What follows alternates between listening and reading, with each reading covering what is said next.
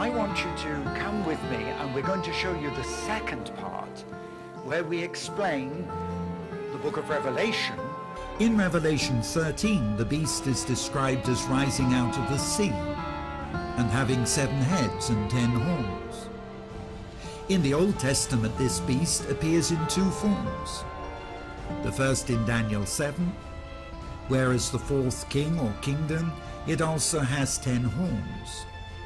But the most significant is the one which I will explain next.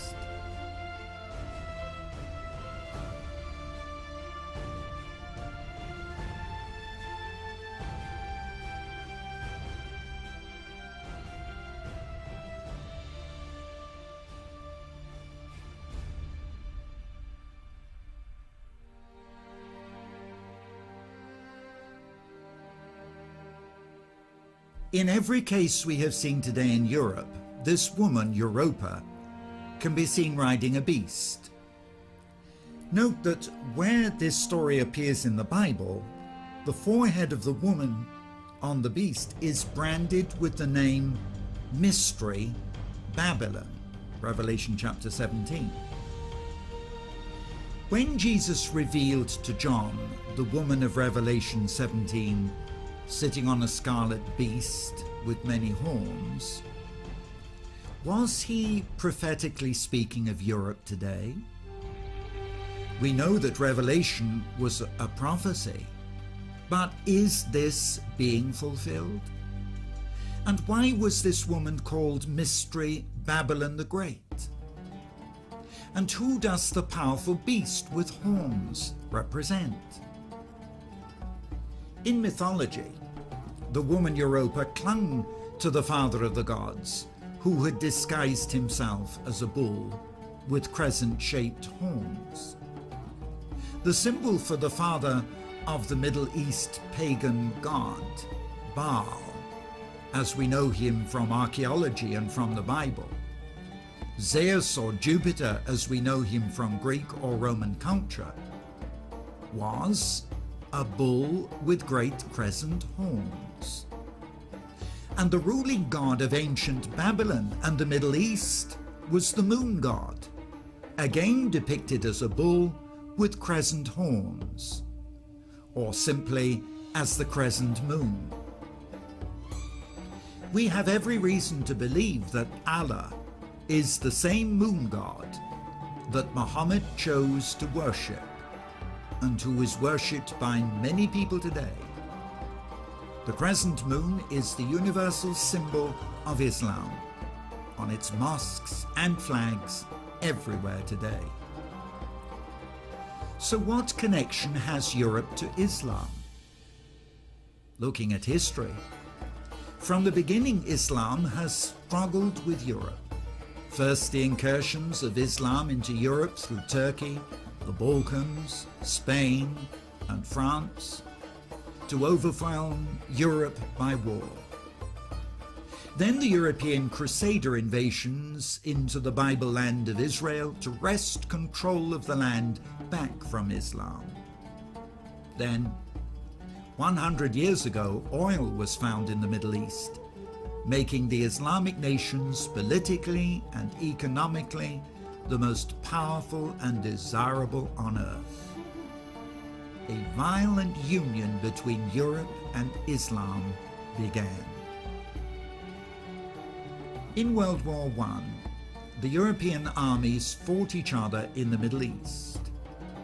In 1917, when the French and the British were driving the occupying Turks and Germans out of Israel and Jerusalem and the surrounding lands, the British government cut deals with both Jew and Arab to gain maximum support, laying the foundation of today's conflicts.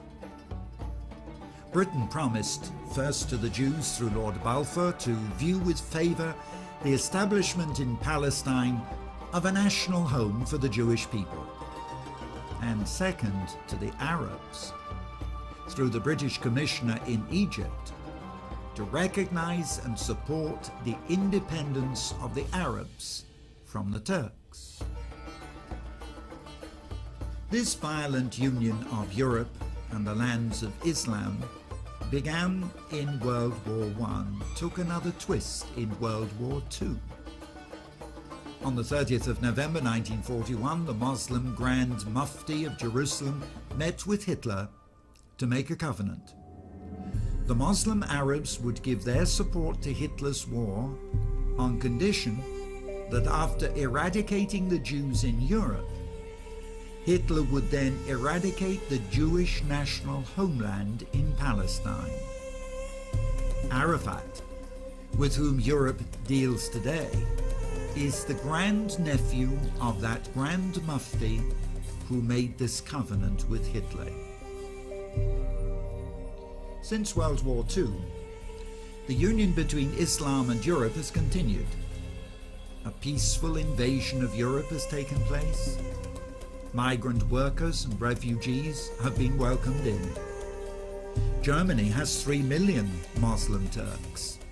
France has 5 million North African Muslims. And Britain has 2 million Muslims from her former colonies and elsewhere. Islam is the second largest and fastest growing religion in Britain today. Europe has been penetrated extensively. Islam welcomed liberally. Land donated freely for her mosques and schools.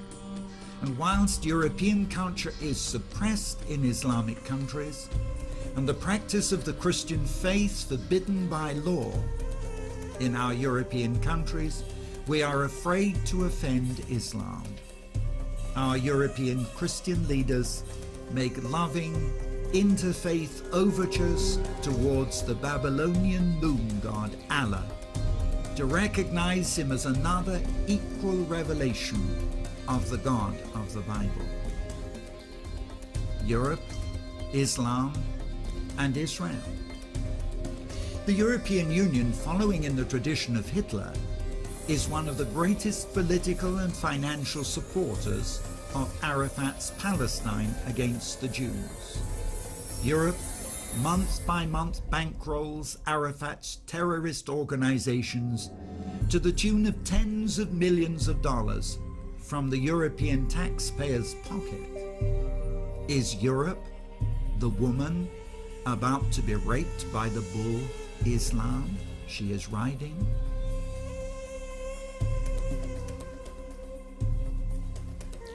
National newspapers published in June this year the fact that because of the open doors policy towards immigration in Belgium, Belgium has become the headquarters for the Muslim invasion of Europe. Control of the militant Al-Qaeda forces is being concentrated here, where the center for the control of the European Union, Brussels, is. This is the place we are in today, spiritually. Do you understand how serious the threat is from Islam? Muslims worship Allah, whom we have already shown to be Baal, or the moon god. Yet in the West they are invited to take part in interfaith services. In the West it is said that there are 3 religions of the book: the Jews who believe the Old Testament, the Christians who believe in the entire Bible, and the Muslims with their Quran. But Allah is not our God at all. Look at their symbols. The crescent on the mosques and on the flags of the Muslims is in the shape of the horns of a bull. It appears they are worshipping Baal, a bull, who is the devil himself.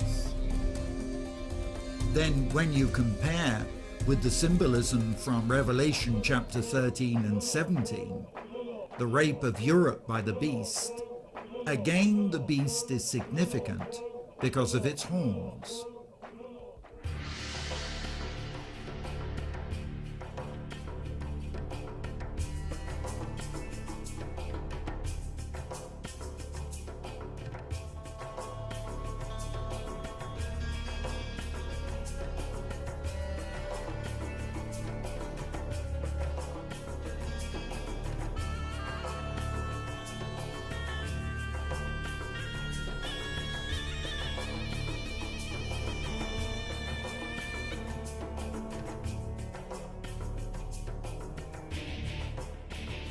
Today, we are seeing the rise of a militant Muslim fanaticism which is threatening the stability of the world.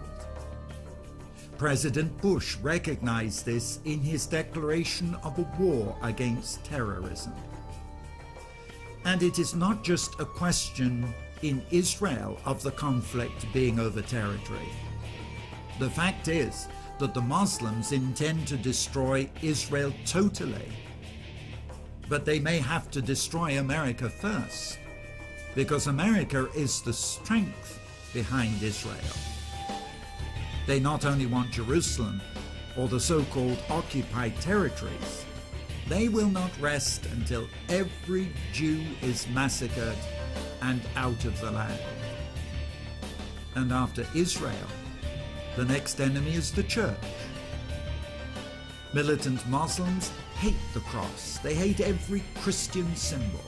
Even now, all over the world, wherever they see Christian symbols, they're building mosques to show the ascendancy of Islam over the Christian faith. This is part of the great battle we are in the last days.